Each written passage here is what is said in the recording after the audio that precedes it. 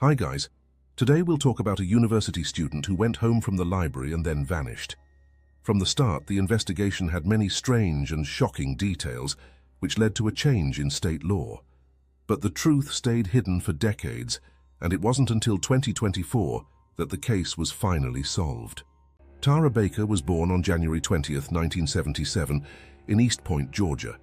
Her parents divorced when she was young, and her mother remarried later on. Tara had two brothers and a sister, making her the oldest of four kids. From a young age, Tara was very interested in the legal system and wanted to become either a lawyer or a judge. She would hold trials with her stuffed animals, make legal contracts with her relatives, and often write letters to various politicians. Once she even wrote to the President of the United States to complain that his speech had interrupted her favorite TV show. Tara finished high school and went to college in Georgia. She was a smart student and graduated in only 3 years, even earning 2 degrees. In 1999, she decided to become a lawyer and picked a great law school at the University of Georgia. This school was one of the best in the country, and it was close to her parents' home in a small town named Athens. Perfect. Tara didn't want to live in a dorm again, so she found a house to rent with 2 other students. One of them she already knew from college. Tara got a job at a fancy law firm in downtown Athens. This job helped her pay for rent and other expenses, and it also gave her great experience to be a lawyer someday. In January of 2001, Tara was busy studying law at the university. She was 23 years old and in her second year. One evening on January 18th, Tara went to the library with a friend to study for a few hours. Her friend left around 7:30 p.m., but Tara decided to stay a bit longer. Around 9:46 p.m., she called her friend to see if they got home okay, and mentioned she'd be leaving the library soon too. The next day, things took a scary turn. Around 6 p.m., Tara's mom, Virginia, got a strange phone call. The caller said they were a detective and needed Tara's fingerprints to check something. Virginia thought it was a prank and hung up, but something didn't feel right. She called the police station, and to her shock, they confirmed it was a real detective. They also told her there had been a fire at Tara's house. Virginia was confused and scared. She wanted to talk to Tara, but the officer said they couldn't find her. He said there was a fire and an unknown body in the house, which is why they needed Tara's fingerprints. They only found one of Tara's roommates, and no one knew where Tara or the other roommate were. The officer said the body could be one of them. Virginia asked about the room where the body was found. The officer's answer shocked her. He said it was the room filled with old things, the one Tara loved to collect. Tara's family rushed to Athens, hoping it was all a mistake. But at the police station, they waited for hours with no updates. Finally, an officer came and said the awful truth. The body was Tara, and she had been murdered before the fire. He was too tired to answer more questions, but before leaving, he said Tara might have left a clue. Tiny pieces of skin under her nails might help them find the person who hurt her. Tara's family was heartbroken and confused after learning about her murder. They wanted answers, but the police wouldn't tell them anything. The family kept calling and visiting the station, begging for information, but the police wouldn't share anything. Here's what they eventually figured out themselves.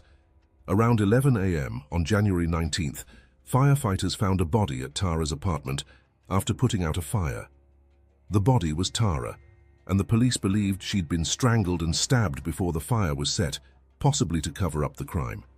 Despite repeated requests, Tara's parents were never given the full details of the investigation, including the medical examiner's report.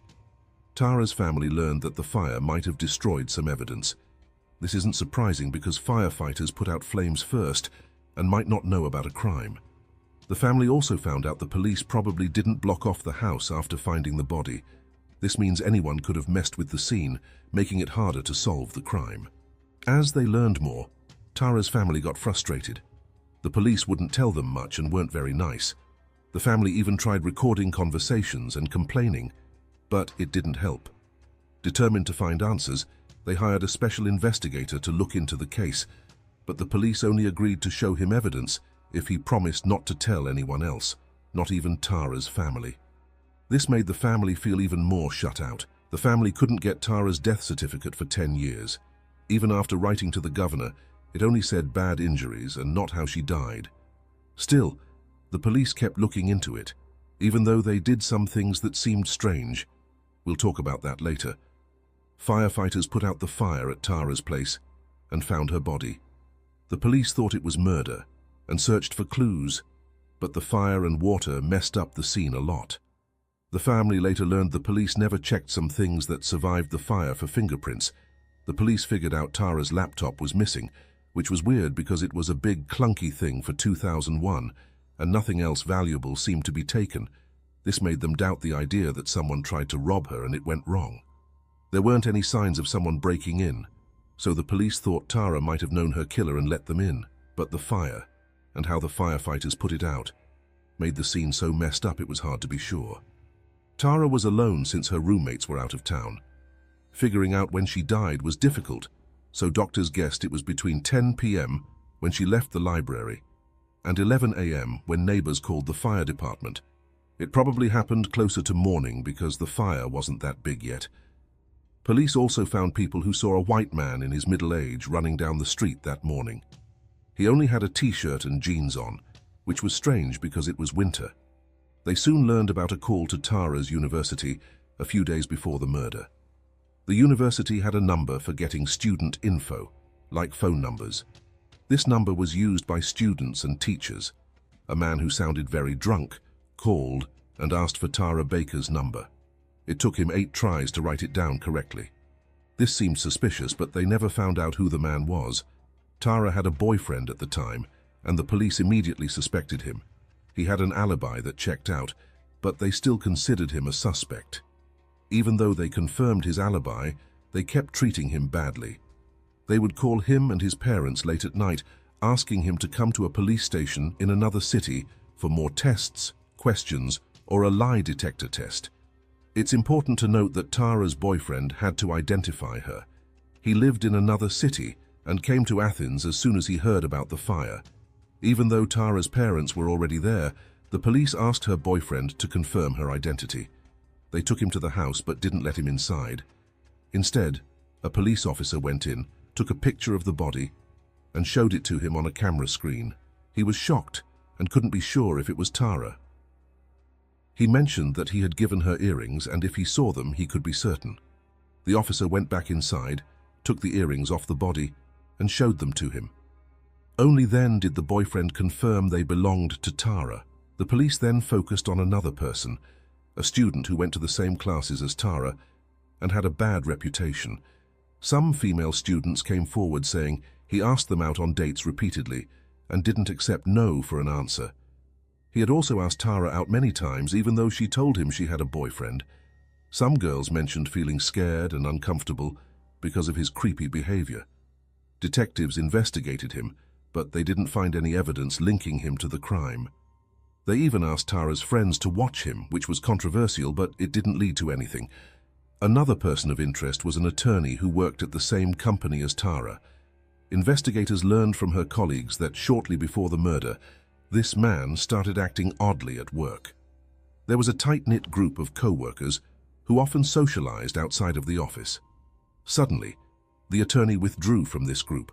Additionally, just a few days before the incident, he informed Tara that he couldn't make it to her birthday party, which was planned for the day after the murder. On the morning of January 19th, before the fire, one of Tara's co-workers tried to persuade him to attend the party, since Tara considered him a good friend and was upset by his sudden change of plans. The co-worker went to his office, but he wasn't there. This was unusual because he usually arrived at work early. The co-worker checked his schedule, thinking he might have meetings, but it was empty. He didn't show up that day, but the next day, he visited another co-worker's house and acted strangely. Many people who knew him suspected he regularly used drugs, which could explain his behavior. Additionally, the co-worker noticed fresh scratches on his neck. Since skin particles from the perpetrator were found under Tara's nails, indicating she likely scratched her attacker, this raised suspicions. The attorney claimed the scratches were from a cat and denied any involvement in Tara's murder. When questioned about the crime, the attorney reacted strangely. He loudly accused Tara's father without giving any explanation. Adding to the mystery, he abruptly resigned a few months later and left the state. It's unclear if the police ever compared his DNA with the samples found under Tara's nails. In fact, there's been no update on whether these samples were ever examined.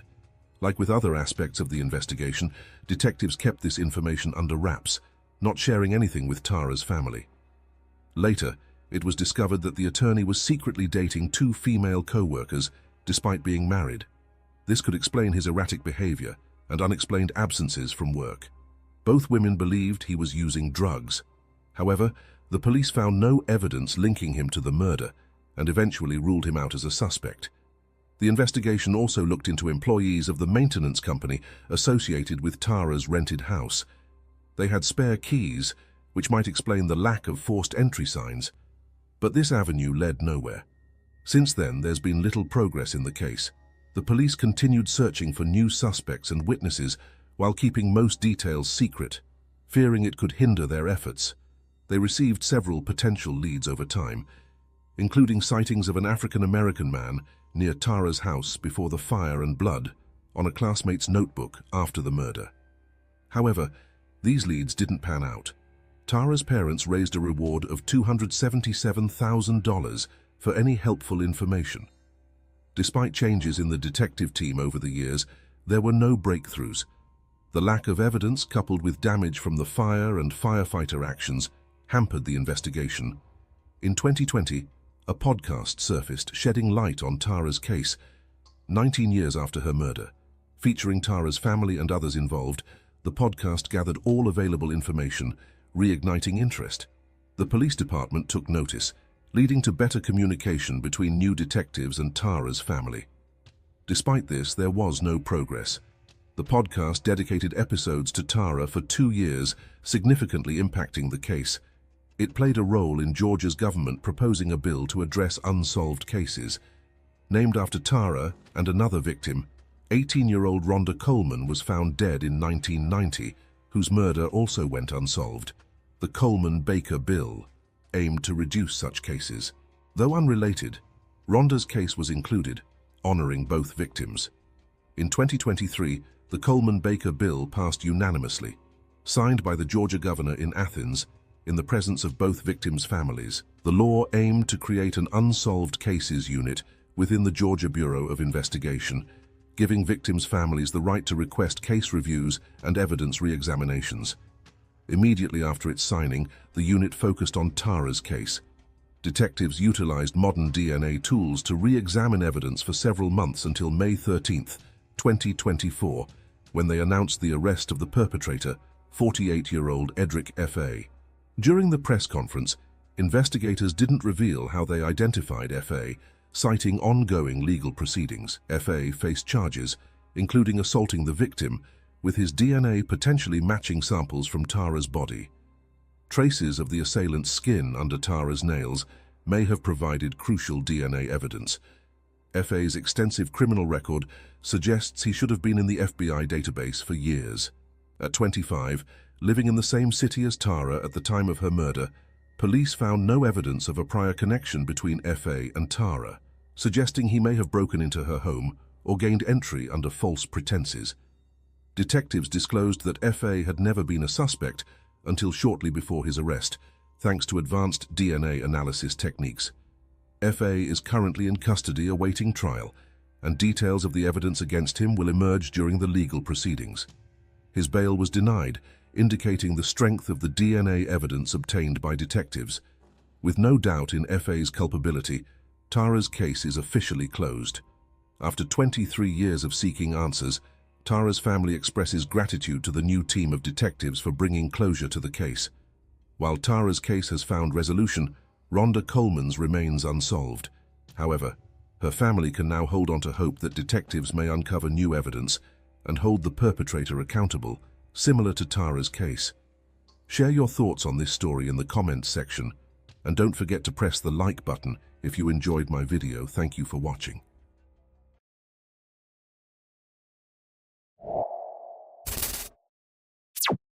Today's story is about a woman who vanished without a trace after having dinner with her family. The police found some strange clues that led them to some surprising suspects. But in the end, they figured out the truth, and it turned out to be something they hadn't expected at all. Lisa Valdez was born on September 6, 1961, in San Francisco, California. She grew up with a brother and a caring mother, but their father wasn't part of their lives. Lisa and her mother were very close and rarely disagreed, which many people admired for its harmony. As a teenager, Lisa discovered a passion for dancing, which became one of her favorite activities. She was also fascinated by modern technology and got into the IT industry when it was just beginning. For instance, she started using email when most of her friends didn't know what it was. Her early interest in technology influenced her future career path. After college, Lisa landed a job as a software analyst in San Francisco. Her mother used her savings to buy Lisa a small studio apartment in a prestigious neighborhood on a hill with a stunning city view. Living alone, Lisa focused on advancing her career and spending quality time with her family. She remained committed to dancing, attending practice weekly with her best friend. One evening on May 16, 1998, at the age of 36, Lisa hosted her mother and some family friends. After the guests departed, her mother stayed to help with the dishes before heading home. Lisa assured her she would call the next day, but the call never came. Initially thinking Lisa was busy preparing for dance practice, her mom waited anxiously, but the entire day passed without any word from her. The next day, Lisa's mother tried calling her again, but there was no answer. Concerned, she continued attempting to reach her daughter, but Lisa never responded. On Monday, Lisa's colleagues contacted her mother, informing her that Lisa hadn't come to work and wasn't answering calls, which was highly unusual for her responsible daughter. Worried, her mother hurried to Lisa's apartment complex to check on her. Upon arrival, she was shocked to find police tape surrounding the building and numerous officers present. She approached them anxiously, asking what had happened. The police said that a few hours earlier, residents told the manager about a strange smell coming from one of the apartments. The manager went to check and found the door unlocked. When he opened it, he saw a body on the floor and called the police. The officers quickly identified the dead person as Lisa. She was partially undressed and had clear signs of trauma, suggesting it was a murder. They estimated she had been dead for several days based on the state of decomposition. The police also suspected she had been assaulted because her underwear was found next to her body. The room had bloodstains on the floor and bed. The TV was on and the air conditioner was set to 78 degrees. The apartment was messy, but detectives found out this was normal for Lisa, who didn't keep things tidy. There were no signs of a robbery. All her valuables, like jewelry, were in plain sight. Only her keys and a gym bag were missing. Another strange detail was that the attacker had cut off some of Lisa's long hair and taken it, along with causing many injuries to her body. This suggested strong personal motives. Detectives thought the killer might have known Lisa and had a reason to hate her, supporting the idea that Lisa knew her attacker. There were no signs of forced entry, and Lisa's apartment complex was fenced, requiring either a key or being let in by a resident, which supported this theory. The police began interviewing residents, hoping someone had seen the attacker. They soon found a lead. One of Lisa's neighbors said that 2 days earlier, after returning from vacation, he noticed part of the metal frame of his front door was bent, and there was a faint blood stain on the door. He reported it to the manager, but they decided not to involve the police, since it was clear no one had broken into his apartment. Detectives were almost certain the same person who killed Lisa was responsible for this incident, but the motives were unclear. Maybe the killer tried to break into the neighbor's apartment and was caught by Lisa, leading to her murder. Another theory was that the attempt to break into the neighbor's apartment happened after Lisa's murder, which seemed strange. Detectives spoke with the housekeeper who cleaned Lisa's apartment every week. 2 days before Lisa's body was found, she used her key to enter the complex and tried to open Lisa's door, but it was blocked from the inside. She peeked through the crack and saw a partially undressed woman on the floor and heard a man's voice. Thinking she was interrupting something private, she left right away. The police believed Lisa was already dead by then, and the man's voice was her killer, still in the apartment. The housekeeper also mentioned she thought she saw a black bag with a zipper near the body, but she wasn't sure since she only glanced inside for a second. Notably, there was an untouched envelope with cash taped to the inside of Lisa's apartment door. This money was for the housekeeper, as Lisa always left it the day before her scheduled visit since she wouldn't be home. The presence of the envelope suggested that Lisa was likely attacked after her mother left between midnight and early morning hours, when Lisa would have left the money. This theory was confirmed by the neighbors living on the floor below, who reported hearing noises from above that night, sounding like thumps followed by someone coming down the stairs, though they didn't see who it was. While medical experts examined Lisa's body, detectives continued searching her apartment for clues. They soon noticed something unusual. The toilet seat was up, which was odd for a woman living alone. Forensic experts examined it and found a partial fingerprint that didn't belong to Lisa. The police collected fingerprints from everyone who might have been in Lisa's apartment, including her acquaintances and relatives, but none of them matched. This made detectives think the fingerprint might belong to the killer. The medical experts completed their report, providing a new lead. Lisa's body had more than 20 stab wounds. Due to the decomposition, they couldn't determine if she had been sexually assaulted. However, they discovered defensive wounds on her body, suggesting that Lisa had tried to defend herself against her attacker. The experts also discovered skin particles under her nails, likely from the killer, and sent them to the lab for analysis. Meanwhile, forensic experts examined evidence from the apartment and uncovered a critical clue. One of the pillowcases had numerous bloodstains, but analysis showed that not all the blood was Lisa's. Some stains were different, prompting further examination of the pillowcase at the lab. Investigators speculated that the killer might have accidentally injured himself during the stabbing, a common occurrence due to the slippery nature of knives. This theory was bolstered by another discovery inside the toilet: 2 bandages from a first aid kit, likely used by the killer to stem his bleeding. It was also possible that he left his fingerprints on the toilet seat while disposing of the bandages. DNA analysis revealed that the blood on the pillowcase belonged to an unidentified man not in the FBI database. The skin particles found under Lisa's nails also matched this man, as did the bloodstain on her neighbor's door. While there were no matches in the DNA database, detectives now had the killer's DNA profile. They started comparing it with samples from suspects in their system who had committed crimes in Lisa's area, and also began scrutinizing her acquaintances. Lisa's mother disclosed that Lisa had been dating a man named Albert Kiddo, and they were supposed to go on a date the day after the murder. However, Kiddo had cancelled it just a few days prior. Detectives brought Kiddo in for questioning and noticed a significant cut on his hand. They suspected the killer might have injured his hand during the stabbing, a common occurrence in such cases. This immediately made Kiddo a suspect, but he denied any involvement in the murder. The detectives obtained his fingerprints and DNA samples, sending them to the lab for comparison. To their surprise, none of Kiddo's samples matched the blood on the pillowcase, and the skin particles found under Lisa's nails clearly belonged to someone else.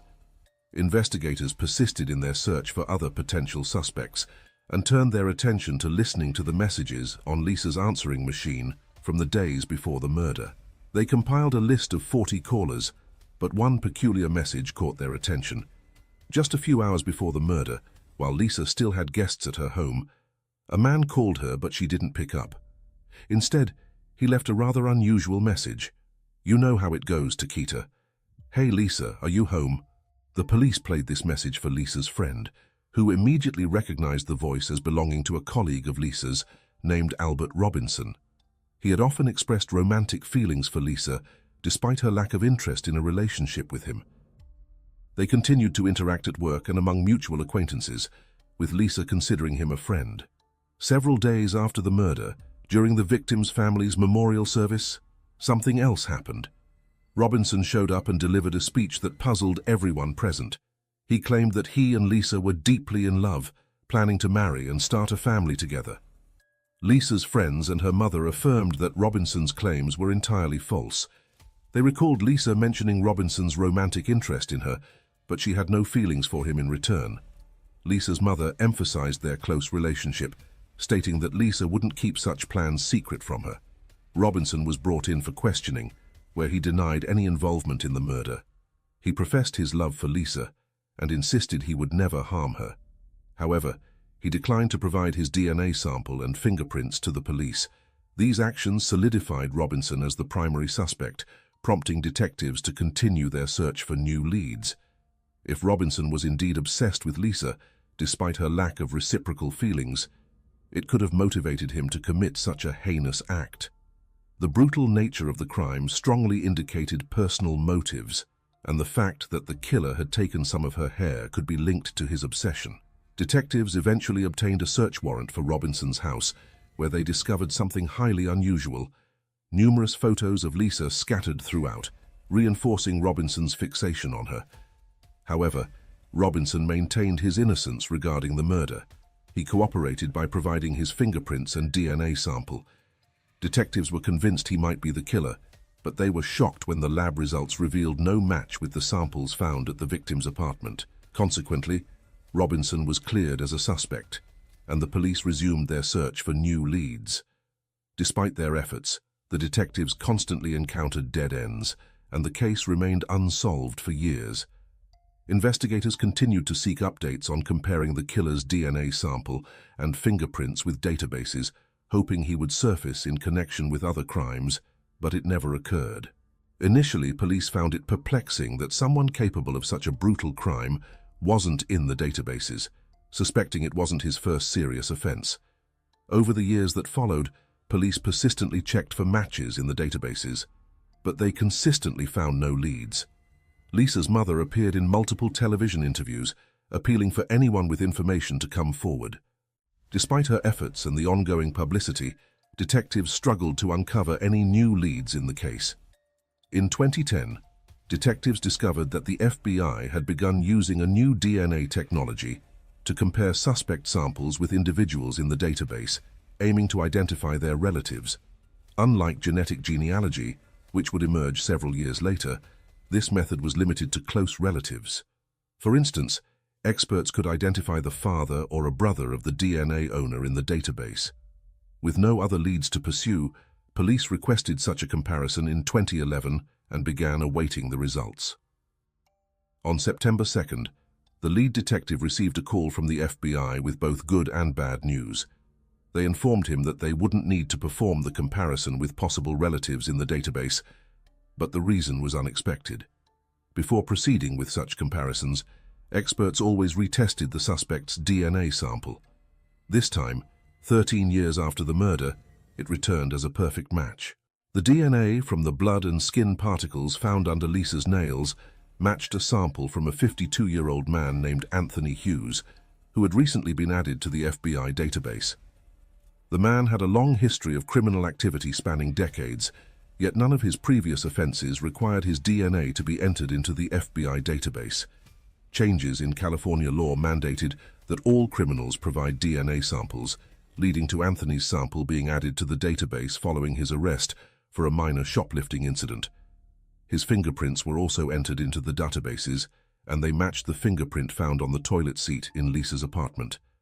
Experts even pinpointed the specific finger that left the print with relative ease. Before moving forward with his arrest, detectives sought any additional evidence that could link him to the crime. Here they encountered a surprising twist of events. 13 years ago, the police reviewed messages left for Lisa on her answering machine, focusing only on calls made to her before the murder. Now, after all this time, a detective unexpectedly found that Anthony Hughes had called Lisa just a day after her death and left a message. The message itself seemed ordinary and didn't initially raise suspicions.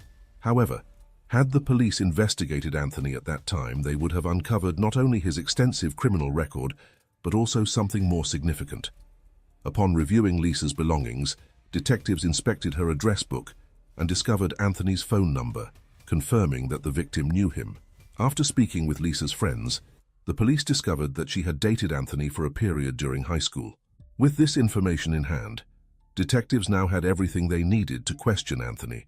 At that time, since he didn't have a stable address, detectives proceeded cautiously to prevent the suspect from fleeing. They apprehended him under the guise of investigating a series of robberies in San Francisco, to which he surrendered without resistance. During the interrogation, detectives initially inquired about a series of robberies before seamlessly transitioning to Anthony's criminal history. Eventually, they asked if he knew Lisa Valdez. Initially, he denied knowing her, but upon being shown her photo, he admitted they had known each other from high school. Anthony also stated that he hadn't seen her since the late 80s. Over several hours, detectives interrogated him about his relationship with Lisa and whether he had seen her recently. Eventually, they confronted him about his DNA found in Lisa's apartment in '98. Anthony suddenly began crying and requested a pen and paper. Believing he was ready to confess, they provided them to him. However, to their astonishment, he began hitting himself with the pen. They had to restrain him while he continued crying and shouting that they were trying to frame him for a crime he didn't commit. After that, Anthony was charged with the murder, and detectives informed Lisa's relatives that her killer had finally been caught. However, they had to wait another 4 years before the trial commenced in court. Initially, Anthony appeared confident, even arrogant, and often smirked. As the proceedings progressed, however, he started attending with a Bible in hand and a cross around his neck, which the detectives viewed as an attempt to influence the jurors.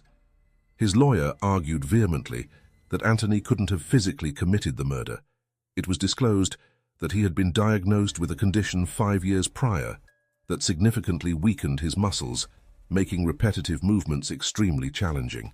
The defense contended that Anthony would have been incapable of inflicting over 20 stab wounds on the victim, but medical reports from the year of the murder indicated that Anthony's condition was well managed and his treatment was effective. Furthermore, the prosecution presented compelling evidence directly linking him to the crime scene.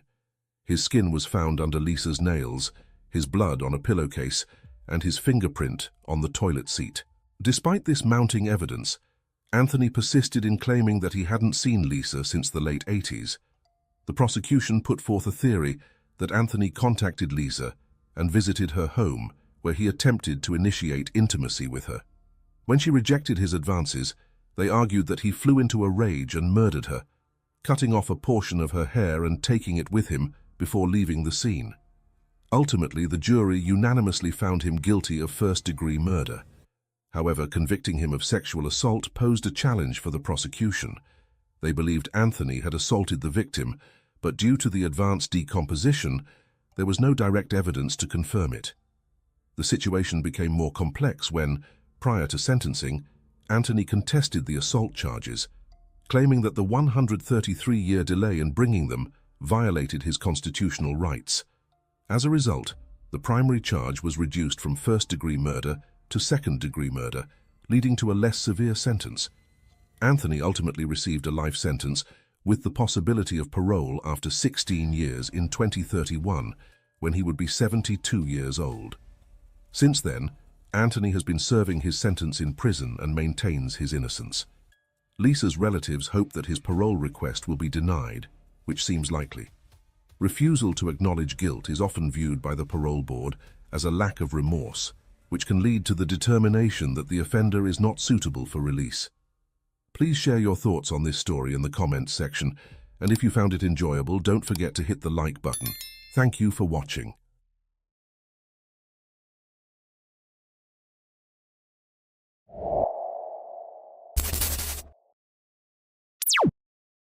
Hey everyone, today we're diving into the case of a young mother found in her home under mysterious circumstances.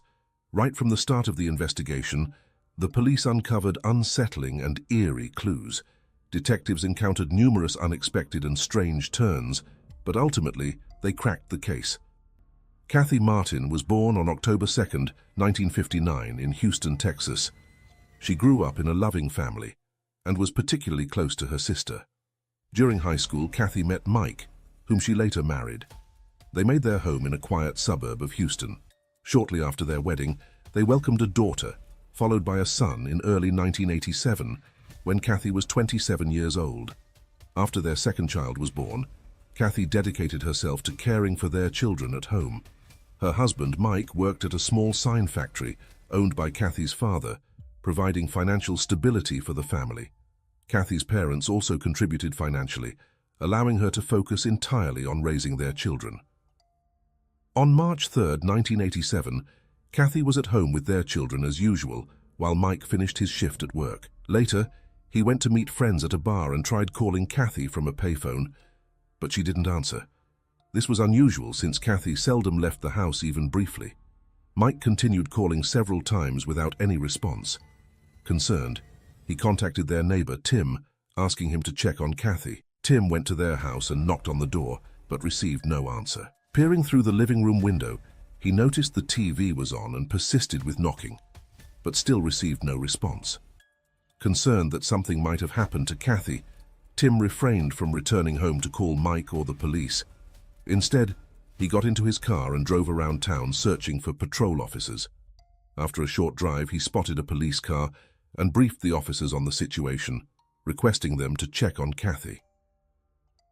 When the police arrived at the house and received no response to their knocking, they tested the door handle and found it unlocked. Upon entering, they discovered Kathy's daughter unconscious on the living room sofa, showing visible signs of trauma but still alive. The officers promptly called for an ambulance and proceeded to search the other rooms. In the bedroom, they found Kathy's younger child safe in his crib. However, in another room, they encountered a chilling scene. Kathy lay on the floor, covered in blood, naked and deceased. Her hands were bound with a lamp cord, prompting the police to determine the tragic outcome. The paramedics transported Kathy's daughter to the hospital, while investigators commenced their examination of the crime scene. Shortly afterward, Kathy's father arrived at the house, but the police withheld full details of the incident. Instead, they requested him to go to the hospital and be present when his granddaughter regained consciousness. He complied, and during his wait at the hospital, he learned about his daughter's death from a news report on television. Meanwhile, Mike arrived at the house, and the police promptly observed something unusual. Apart from his late arrival, there were multiple stains on his shirt resembling blood. The police requested him to surrender his clothes and respond to their inquiries, while investigators uncovered intriguing findings. First, they found many bloodstains in the bathroom, indicating that the perpetrator had tried to clean up the crime scene. This suggested that the attacker had stayed in the house for some time, instead of leaving immediately after the murder. Secondly, forensic experts found no signs of forced entry. All the windows and doors except the front door were locked. This suggested that Kathy either let the attacker in herself or they had a key. The police also observed another detail. All of Kathy's clothes were neatly folded on the floor beside her body.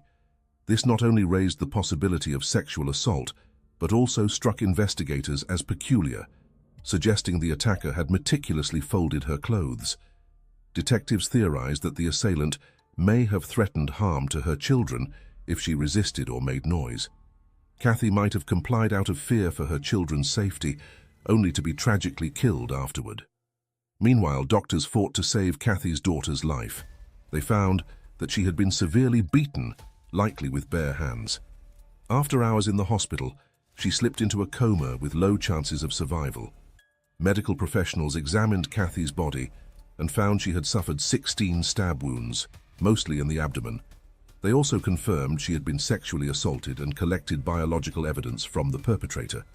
However, at that time, DNA analysis was not widely used in forensic science, so experts couldn't obtain a DNA profile from the scene.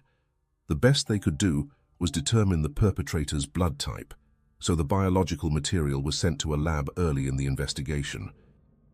The police turned their attention to the victim's husband upon noticing suspicious stains on his shirt and took his clothes for examination. Mike's actions that evening raised eyebrows. Instead of returning home after work, he went out with friends. When he couldn't reach his wife, he asked a neighbor to check on her. Detectives recognized this pattern from previous cases, where a husband might commit a murder, establish an alibi by socializing with friends, and ask someone else to check on his wife to avoid suspicion. Mike's potential involvement could also explain the absence of forced entry. Investigators began probing whether he had the opportunity to commit the murder before meeting his friends. They soon unearthed another detail. Mike had a criminal record. Following high school, he was arrested for selling drugs to an undercover officer, serving a reduced sentence of 2 years from a 6-year term. Despite this history, the police required additional evidence before pursuing charges against him. They also began looking into the neighbor, Tim, whose actions appeared unusual. Instead of calling the police from home, he drove around town seeking patrol officers. Detectives also inspected Tim's car and found suspicious stains on the floor mats resembling blood, which were sent to the lab for analysis. This led investigators to consider whether Mike and Tim might have collaborated on the crime, or if one of them acted independently. Meanwhile, medical experts completed their report and made a significant finding. They concluded that Kathy had died around 10 p.m., approximately 6 hours before she was discovered. This prompted detectives to focus on investigating the whereabouts of the suspects well before that evening and their activities after the murder. Both Mike and Tim asserted they were at their respective workplaces during that time. So, the police started verifying their alibis. Meanwhile, 2 days after the murder, they received a call from the hospital. Kathy's daughter had unexpectedly emerged from her coma. Her life was no longer in danger, prompting investigators to visit her, hoping she could shed light on what had happened. But they immediately faced a challenge. The young girl, who was only 4 years old at the time, had nearly entirely lost her memory of that day. Her recollection was limited to seeing a man with light hair entering their house. Despite both her father and Tim having dark hair, detectives were cautious not to dismiss them as suspects hastily. They entertained the notion that the girl's memory could be distorted due to the intense trauma she had endured. Seeking guidance, they consulted with a psychologist to assist the girl in the hope that she might eventually recall additional details about the perpetrator. The detective soon received a call from the lab, revealing another unexpected twist. Upon examining the evidence from the two suspects, experts determined that the stains on the neighbor's car mats were machine oil, and the stains on the husband's shirt were merely paint. But that wasn't the end of it. Several colleagues of Mike and Tim, who worked in different jobs, confirmed they had been at their workplaces throughout the day and had not left until the evening. This established that neither man had the opportunity to be at Kathy's house and commit the crime. Detectives asked them to undergo polygraph tests, and the results indicated no signs of deception in either case. The police, who had been nearly certain of the involvement of at least one of the two suspects, found themselves back at square one. They began considering other potential suspects who were acquainted with the victim and could have entered her house without difficulty. The detectives interviewed Kathy's relatives and friends, inquiring about their suspicions regarding who might have committed the crime. As time passed, they uncovered something surprising. Many of them, without hesitation, pointed to the same person. Greg. Greg, Kathy's brother-in-law, was known to her loved ones for his troubling behavior. Kathy had frequently voiced her discomfort with Greg, mentioning that he flirted openly with her and persistently pressured her to engage in intimate activities. She also recalled Greg making inappropriate comments about her body, particularly focusing on her stomach, coincidentally the area where most of the stab wounds were found. The police also discovered that Greg had a history of drug use and prior run-ins with the law.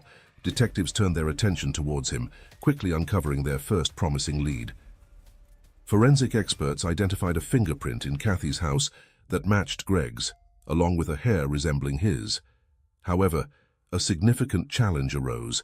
Since Greg frequently visited Kathy and her husband, these traces could have been left before the murder occurred. Kathy's parents asserted their belief that Greg was the culprit. Additionally, her mother recounted a striking incident. During her granddaughter's hospital stay, Greg unexpectedly visited them in the middle of the night.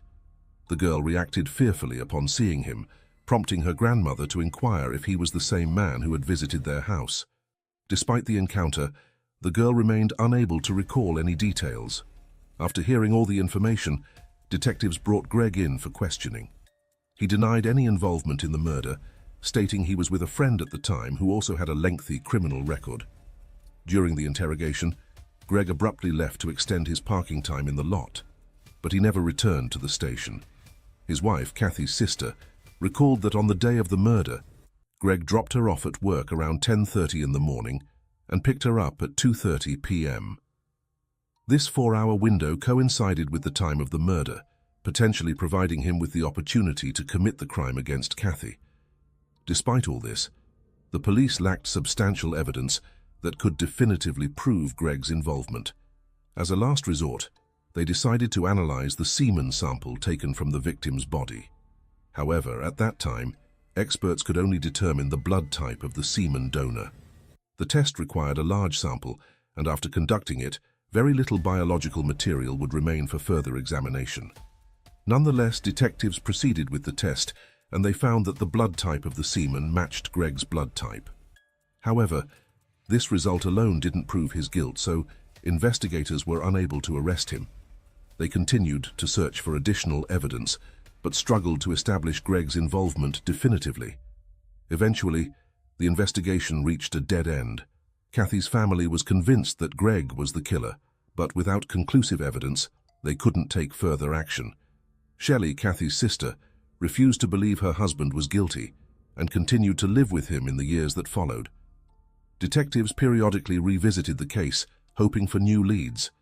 In 1998, 11 years after the murder, they attempted DNA analysis on the remaining semen sample. However, they encountered another setback. Experts could only extract a partial DNA profile. When compared to Greg's DNA sample, the results were inconclusive. The analysis indicated that Greg belonged to the 2% of the population whose DNA could match the partial profile, making it impossible to arrest him based solely on this evidence. Detectives summoned Greg for another round of questioning, informing him that his DNA matched the semen found on the victim's body. Surprisingly, Greg altered his initial statement, asserting that he had a consensual relationship with Kathy and had visited her on the day of the murder. He maintained that she was alive when he left. Detectives viewed Greg's sudden change in story with skepticism, a common occurrence when suspects learn about DNA matches in murder cases. Moreover, Kathy had previously expressed discomfort with Greg's advances, making it highly improbable that she would have been involved in a secret relationship with him. Despite their suspicions, detectives understood that without a complete DNA match, securing a conviction would be impossible. Local prosecutors reviewed the case and concluded that obtaining a guilty verdict would be exceedingly challenging. As a result, the case went cold once again for several years. In 2002, detectives reopened the investigation and enlisted the assistance of forensic scientist Catherine Long, known for pioneering DNA research. She and her team aimed to investigate whether genetic material from a perpetrator's hands could persist on the victim's body after strangulation and if it could be extracted for analysis. To investigate this, Catherine and her team simulated strangulation by applying pressure to each other's necks, then collected samples from their hands and the neck area. The findings were intriguing. Even brief contact left sufficient skin particles for DNA analysis. The detectives involved in Kathy's case found the experiment intriguing, despite the fact that strangulation wasn't involved in her case. Revisiting her body years later wasn't an option either. Instead, they started re-evaluating all the available evidence to determine if the perpetrator might have come into contact with any other items. They soon focused on the lamp cord used to bind Kathy's hands. It was clear that only the killer could have tightened it, as Kathy herself couldn't have done so. The detectives handed over the cord to Catherine and her colleagues, who began examining it in detail. They first noted a crucial detail. The cord had been stored in a paper bag, allowing air circulation and preventing moisture buildup that could compromise biological samples. Experts swabbed the entire length of the cord, including areas with traces of Kathy's blood. Upon analysis, they discovered 2 DNA profiles. The first belonged to the victim, as expected. The second profile matched Greg's DNA sample perfectly. That meant the detectives finally had strong evidence implicating Greg as the person who bound Kathy's hands, confirming he was the killer. Shortly thereafter, 15 years after the murder, Greg was finally arrested. During interrogation, he refused to admit his guilt, insisting that he had a romantic relationship with Kathy. The detectives, unconvinced by his claims and armed with the DNA evidence, proceeded to bring the case to court. Greg was placed in prison, awaiting trial. Sometime later, the detectives received an intriguing call. His cellmate reached out to them, claiming that Greg had confessed to him. According to the cellmate, Greg boasted about assaulting and killing his wife's sister in detail. He recounted that, on the day of the incident, Greg had consumed illegal substances before going to Kathy's house. Once inside, he attempted to coerce her into an intimate encounter, but she resisted and demanded he leave. Greg then assaulted her daughter severely. Following this, he threatened Kathy, stating that unless she complied with his demands, he would harm her son. With no other choice, Kathy agreed to protect her children. Greg tied her up, assaulted her, and fatally stabbed her multiple times. Afterward, he cleaned himself in the bathroom and changed into her husband's clothes to avoid getting blood in his own car. The detectives were confident in the cellmate's account, as he accurately recounted crucial details that weren't public knowledge. With this testimony, they confronted Greg, who eventually confessed. He admitted to murdering Kathy, reiterating the same details he had disclosed to his cellmate. In 2004, he pled guilty in court and was sentenced to 45 years in prison. However, he served only 4 years before passing away from liver cancer at the age of 56. Mike, Kathy's husband, passed away at 45 before the killer was arrested. Kathy's children and parents expressed gratitude to the detectives for finally resolving the case after 15 years. Throughout this period, they strongly believed Greg was the perpetrator, having endured the difficulty of seeing him continue to live with their second daughter without being able to take action. Feel free to share your thoughts on this story in the comments below, and if you enjoyed the video, don't forget to hit the like button. Thank you for watching.